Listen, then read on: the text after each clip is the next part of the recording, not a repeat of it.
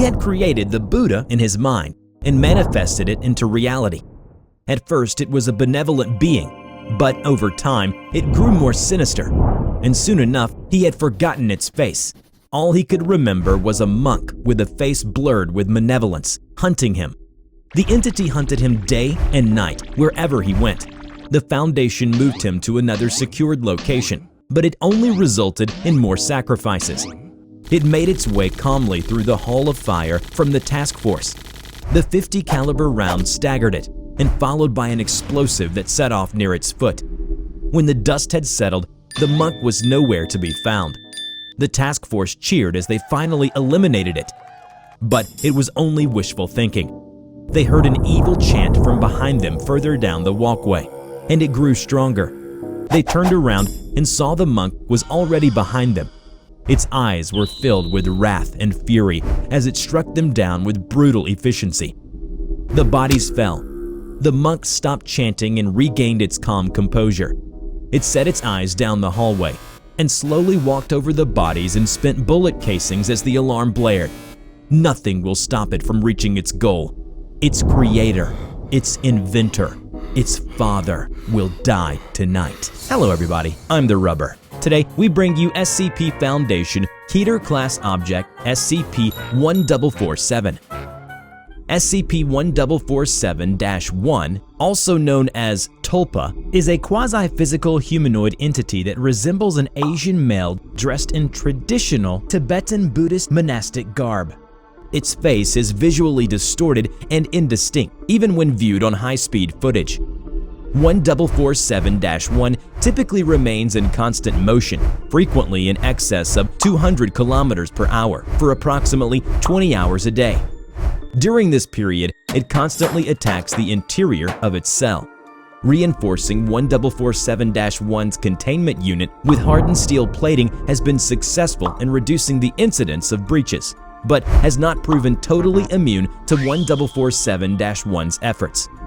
1447-1 is very capable of exploiting small breaches in its containment unit and is able to insert itself through apertures and openings as small as 200 micrometers in diameter. 1447-1 is largely resistant to standard-issue sidearms. However, higher caliber munitions appear to temporarily disrupt 1447-1's physical form, causing it distress. Additionally, high-powered weaponry has been effective at forcing it back into containment. High explosives have proven effective at completely dissipating 1447-1. However, when attacked in this manner, 1447-1 has shown the capacity to rematerialize anywhere in the immediate vicinity, ignoring any intervening barriers. Furthermore, during a containment breach, 1447-1 apparently goaded security personnel into employing explosives near the containment area of another SCP, resulting in an additional breach event. Attempts at communication with the entity to determine sentience remain inconclusive. Although 1447-1 responds to questions, its vocalizations are quite unintelligible. Analysis has revealed them to be garbled versions of mantras in the Tibetan Buddhist tradition, repeated hundreds of times a second.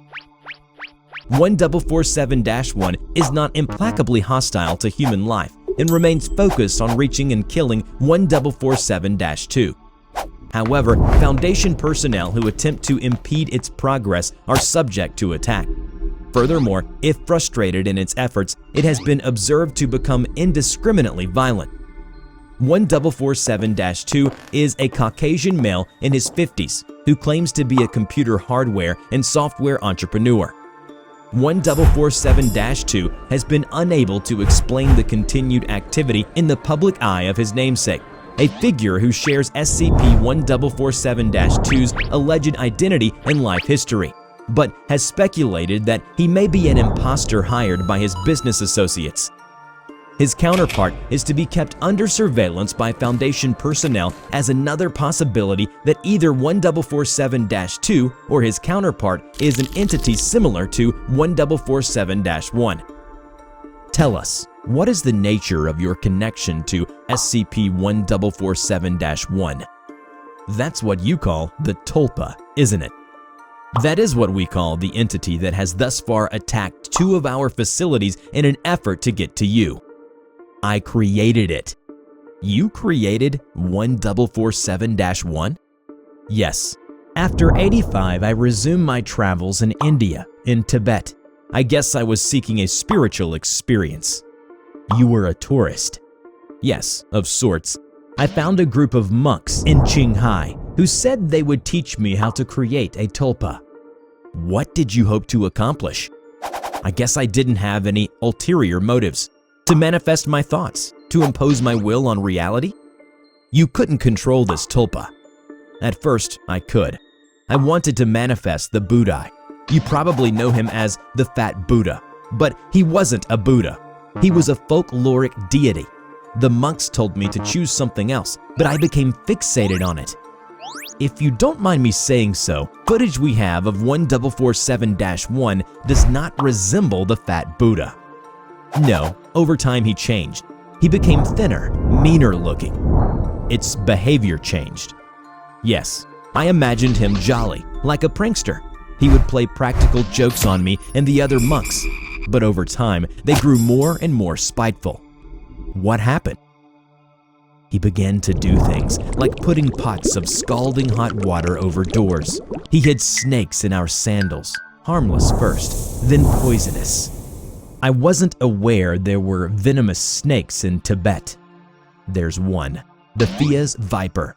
But you're right, their habitat is hundreds of miles south of the monastery. I didn't understand how he had gotten it. And now you do. His speed. Yes. One day, I realized I couldn't visualize his face anymore. That was a turning point. Yes, he became murderous. The monks caught him trying to cut my throat during the night. They were able to see the tulpa by this stage? Yes, they were afraid the tulpa would kill them too. How do you account for these?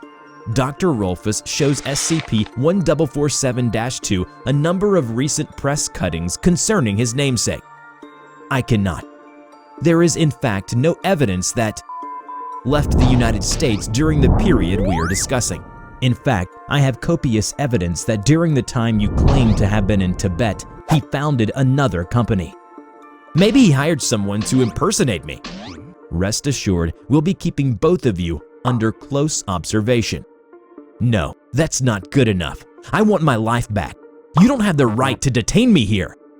You are here because you are currently the target of an apparently supernatural being that has thus far cost this organization an extraordinary amount of money and dozens of lives to contain. We have every right. Tell me, what happens if 1447-1 kills you? I don't have to listen to this. Will 1447-1 cease to exist if you die? Answer the question. I refuse to answer. Interview terminated by Dr. Rolfus. According to an addendum, 1447-2 has been informed of the death of his counterpart, and he requested a full medical checkup, which was granted. Tissue and hair samples taken from 1447-2 showed no anomalous characteristics. 1447-2 remains convinced that he will be successful in the destruction of 1447-1 through the application of methods of concentration and meditative practice. Successive breaches have indicated no change in the capabilities of 1447-1 to date. However, it is noteworthy that the entity's activity within its containment unit is severely curtailed during periods in which 1447-2 engages in focused meditation on the abolition of the tulpa. Thermal imaging reveals that 1447-1 is almost completely still during these periods, adopting the Vajra meditation position. Foundation consultants versed in the Tibetan Buddhist faith have posited that 1447-1 may be sufficiently sentient to be able to meditate on its own existence, thus reasserting itself. Proposals are under consideration to incorporate means of disrupting 1447-1's meditation into its containment unit. The incorporation of a hydrochloric acid bath similar to that employed in the containment of other Keter-class SCPs is presently considered too likely to lead to a breach via the delivery mechanism. On the other hand, additional possibilities include microwave emitters to heat the interior of the unit and high-volume sonics proven to inhibit concentration.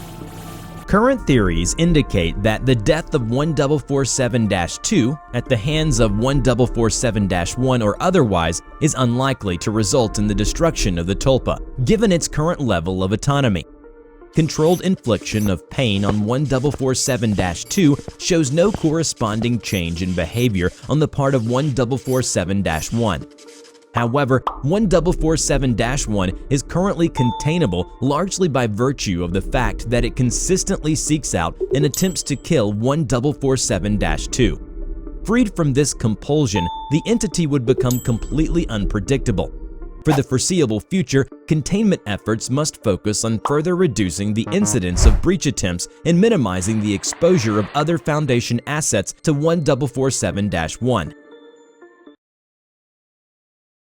Dr. Miyazawa entered the cell, only to be greeted by the sight of her interview subject lying curled on the floor, staring at the ceiling with its remaining eye.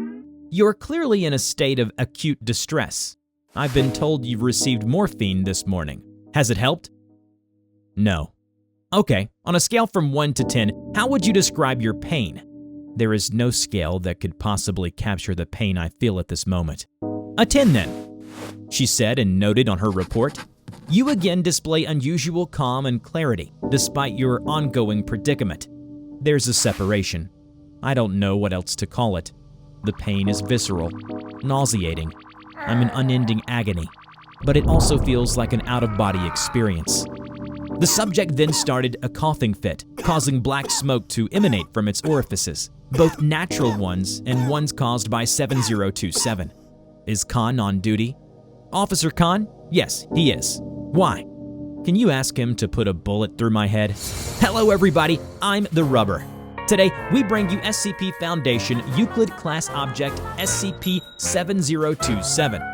SCP-7027, also known as A is for Annihilation, designates an anomalous phenomena primarily harnessed as a process of physical transfiguration and psychological augmentation by members of a monastic order located in the Karakoram mountain range.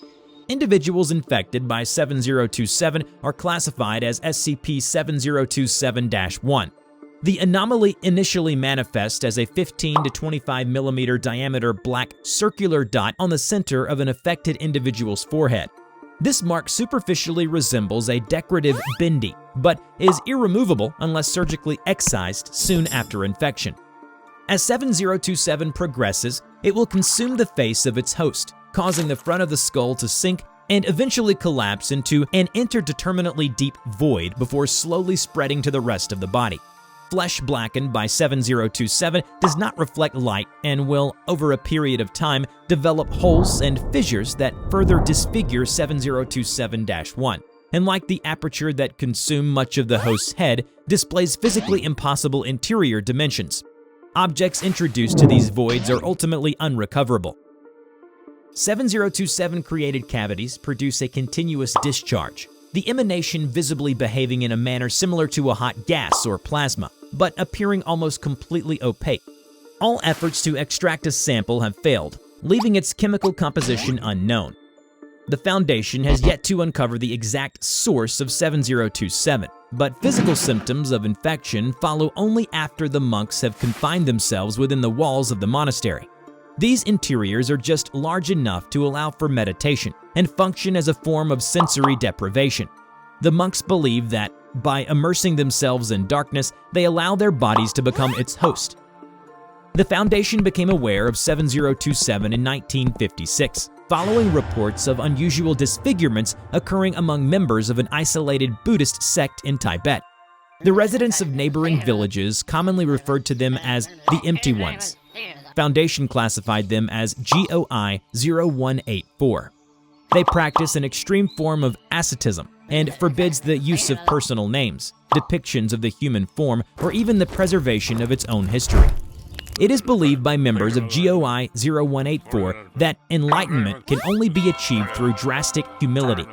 To do this, they must be purged of vanity and pride.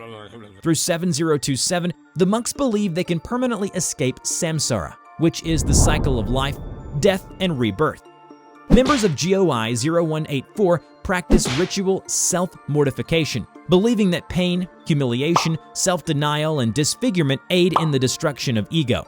Prior to containment, methods of humiliation often involve visiting neighboring villages where the monks would smear themselves in dirt and ash, and non-verbally beg or incite the locals into physically assaulting them.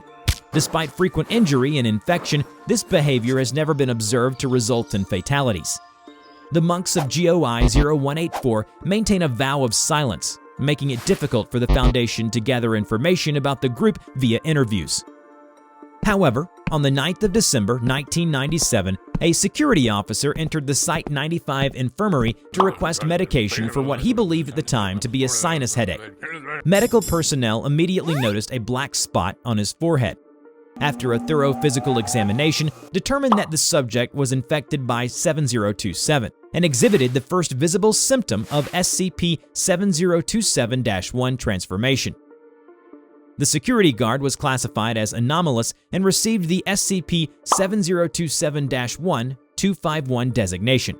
251 willingly cooperated with its containment and observation, becoming a critical source of information. I know this may be regarded as unprofessional, but I wish to offer my sincerest apology. Had we known infection could occur in such a manner, we would have certainly taken stronger safety precautions. You couldn't have known. Well, still, we will do everything we can to undo your predicament and hopefully prevent this from happening in the future. Okay, with that said, I wish to ask you a few questions about the days leading up to your current condition. Did you by any chance directly interact with any SCP-7027-1? Any physical contact? No. What about the monastery? Did you ever access its inner walls?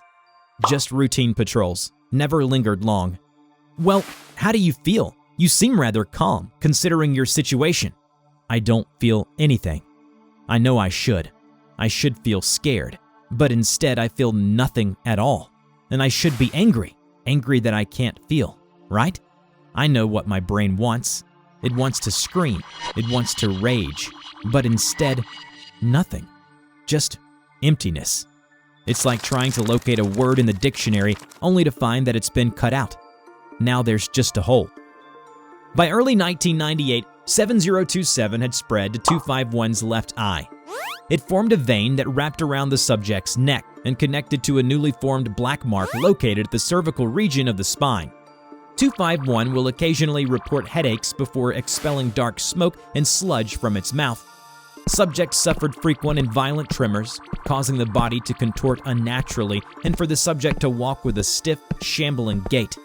As 7027-1 belonging to GOI 0184 do not display similar reactions, it is possible that their teachings and practices, particularly meditation, ultimately allows them to better tolerate the effects of 7027 infection. During one of the interviews with the subject as its infection progressed, it asked for a merciful termination by the hands of its former colleague. But due to the research potential presented by 251, the request was denied.